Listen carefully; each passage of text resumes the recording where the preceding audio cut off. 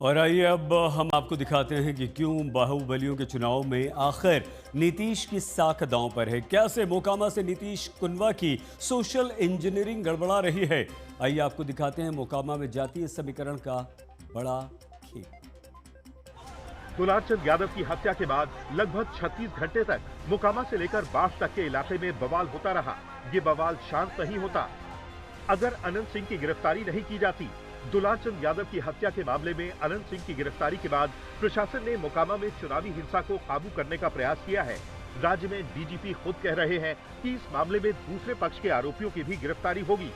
यदि आप देखेंगे तो ऐसा लग रहा है कि जो स्टोन पेल्टिंग हो रहा है वो ज्यादातर जो मृतक पक्ष के लोग हैं, जो जन स्वराज के समर्थक, उनके द्वारा वाहनों को क्षतिग्रस्त किया जा रहा है, ज्यादातर जो दिख रहा है विजुअल्स में।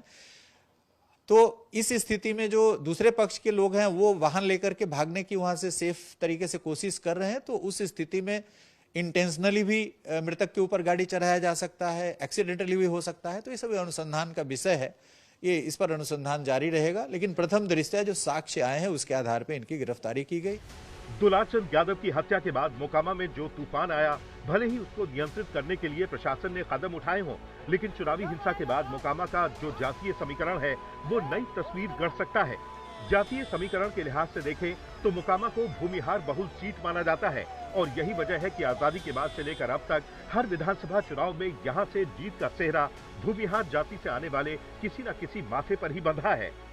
मोकामा में कुल वोटरों का लगभग 30% हिस्सा भूमिहार जाति के वोटर्स का है। इस सीट पर लगभग 82,000 भूमिहार वोटर्स हैं। जाति के लिहाज से दूसरी सबसे बड़ी संख्या यादवों की है।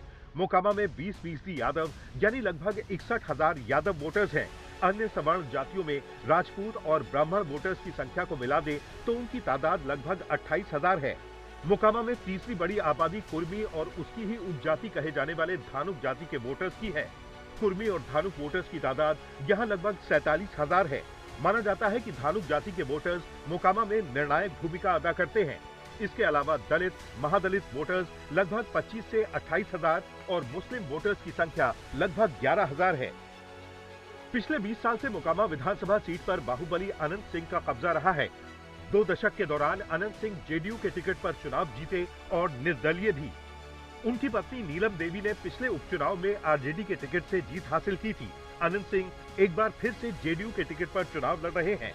चुनाव तो हम लोग जीत चुके हैं, हमारे कोई जोर में नहीं है। अच्छा, ये इस गिरफ्तारी से लोगों पर क्या असर पड़ेगा? कोई यार, हमको सहमति यार, हम सबको सहानुभूति हो जाएगी। जातीय गोलबंदी भी कुछ हो सकती है? कुछ नहीं, यहाँ सब जात है। देखिए मुस्लिम है, देखिए ये अदर कास्ट है, शेड्यूल कास्ट है, सारा चीज हमारे साथ है। ये देखिए अनंत सिंह हमारे 1 नंबर पे हैं और वो सब दिन 1 नंबर पे थे, आगे भी 1 नंबर पर रहेंगे। उनके साथ कोई जात नहीं है, उनके साथ जमात है। और कल भी वो बोले हैं कि हमको 1000 बार FIR होगा, हम जेल जाएंगे, बाहर निकलेंगे तो हमारे वोटर को जो परेशान करेगा उसको हम नहीं छोड़ेंगे।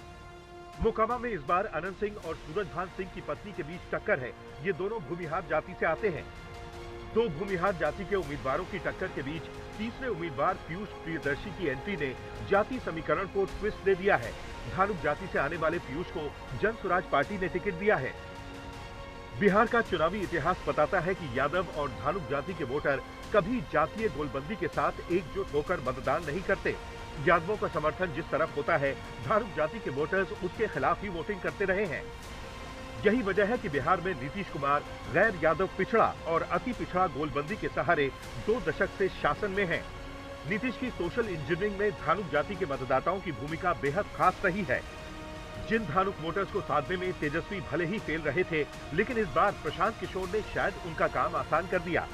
प्रशांत किशोर ने मोकामा जैसी सीट पर धानुक जाति से आने वाले पीयूष प्रियदर्शी को उम्मीदवार बनाकर एनडीए के जातीय मतदाता समीकरण को तोड़ने की कोशिश की।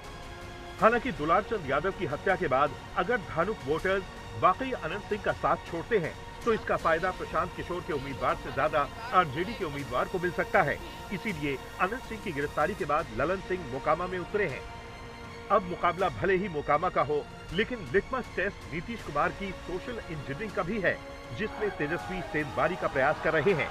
शशि भूषण, मोकामा, आज तक।